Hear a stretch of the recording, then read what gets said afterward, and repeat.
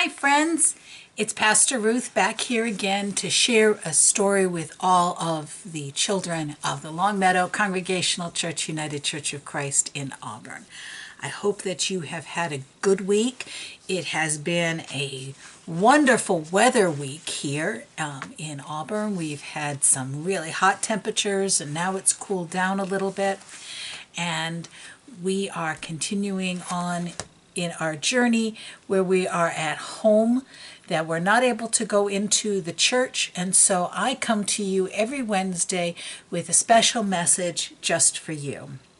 Now, it's been a few weeks since I read a story to you, so I thought I would do that today. And I want to read you a story that you might have heard because it's actually a very old story. I would like to read to you the story of the Runaway Bunny. This is a story by Margaret Wise Brown, and she actually wrote, I did not know that until I looked at this book, that she wrote this book 75 years ago. So that's even older than I am. So this book has been around for a long time, so I'm guessing that some of you have heard this story before, but it's a wonderful story and I'd like to share it with you today. So again, it's called The Runaway Bunny and is by Margaret Wise Brown, and the pictures are by Clement Hurd. Let's get into the story. Once there was a little bunny who wanted to run away. So he said to his mother, "I am running away." "If you run away," said his mother, "I will run after you, for you are my little bunny." "Well, if you run after me," said the little bunny, "I will become a fish in a trout stream, and I will swim away from you." "If you become a fish in a trout stream," said his mother, "I will become a fisherman, and I will fish for you." See? There's the baby bunny, little bunny, and there's the mama bunny right over there.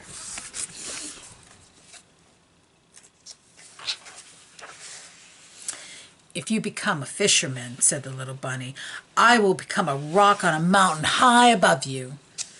"If you become a rock on a mountain high above me," said his mother, "I will be a mountain climber, and I will climb to where you are." Again, we have our bunny, little bunny way up here, and our mother bunny becoming a mountain climber, climbing up. "If you become a mountain climber," said the little bunny, I will be a crocus in a hidden garden." "If you become a crocus in a hidden garden," said his mother, "I will be a gardener, and I will find you." You see the little bunny and the mama bunny as the gardener. "If you are a gardener and find me," said the little bunny, "I will be a bird and I will fly away from you." "If you become a bird and fly away from me," said his mother, "I will be a tree that you will come home to." So see the baby bird and the baby bunny and the mother. Look at it, she became a tree. Oh my goodness. A tree that looks just like a bunny. "If you become a tree," said the little bunny, "I will become a little sailboat and I will sail away from you." "If you become a sailboat and sail away from me," said his mother, "I will become the wind and blow you where I want you to go." Look at that picture. Isn't that an amazing picture?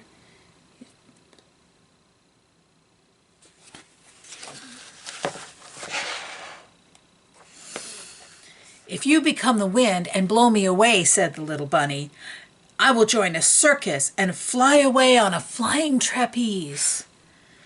"If you go flying on a flying trapeze," said his mother, "I will be a tightrope walker and I will walk across the air to you." Again, there he is on his flying trapeze, but there she is as a tightrope walker. If you become a tightrope walker and walk across the air, said the bunny, I will become a little boy and run into a house. If you become a little boy and run into a house, said the mother bunny, I will become your mother and catch you in my arms and hug you.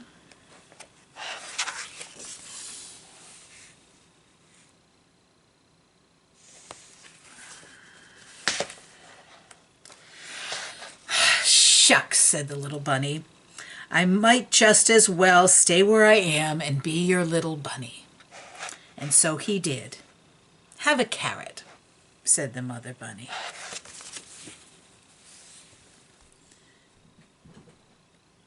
And so he stayed, and his mom stayed with him, and they lived happily ever after. So, no matter what the little bunny did, no matter how far the little bunny went, or what crazy ideas the little bunny had, his mom went with him. His mom stayed with him, always to make sure that he was okay, to make sure that he was safe, and most of all, to make sure he was loved. And that's why she did all of these things, was because she loved him, because she wanted to make sure that he had all that he needed, that he had comfort, that he had a home, that he had her love. And the reason I was reading that story to you today is that in church this week, I'm going to be reading a story about Jesus and what he said when he was leaving this earth. The very last thing that Jesus said to all of us is that I will be with you always, even to the end of the age. Jesus has always been with us. Jesus is in our church building, always. But he doesn't stay there. Jesus is with us in school. Jesus is with us at our jobs. Jesus is with us when we are out shopping. Jesus is with us when we're out in our yard. And Jesus is with us in our house because Jesus lives inside each and every one of us. And therefore, it doesn't matter where we go. We can talk to Jesus. We don't have to be in a church building to talk to Jesus because he is always right here close. Now, a couple of years ago, you might remember that I gave everybody a drawing of Jesus, a coloring page of Jesus. And I invited you all to color him in and then to cut out the picture. And when you were on summer vacation, to bring him along and to take a picture of him with your family where you are. So whether you went to the beach or the mountains or to camp or on a big adventure somewhere away from home, you could take Jesus with you to remind you that he's always with you. And we called him Traveling Jesus. Well, this year, we're not able to travel as much because of this virus. And so we're all staying closer to home this summer.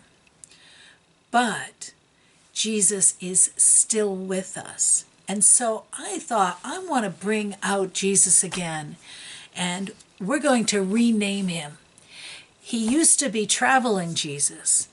Now, this summer, he is Abiding Jesus. The word abide means to stay, but it means more than that.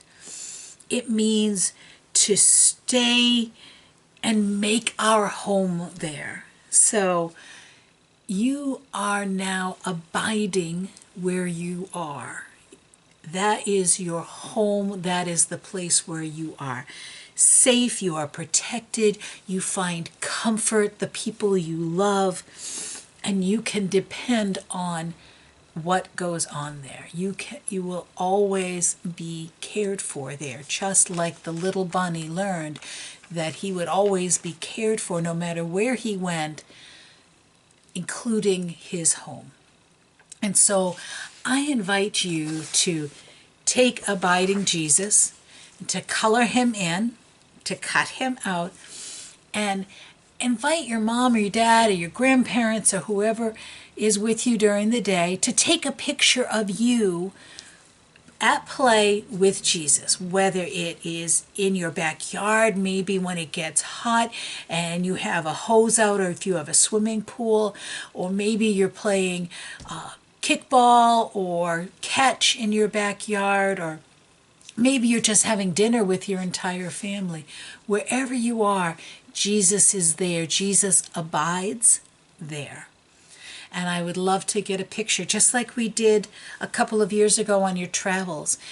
And I invite you to send me that picture, and I'm going to put them up on the wall behind me.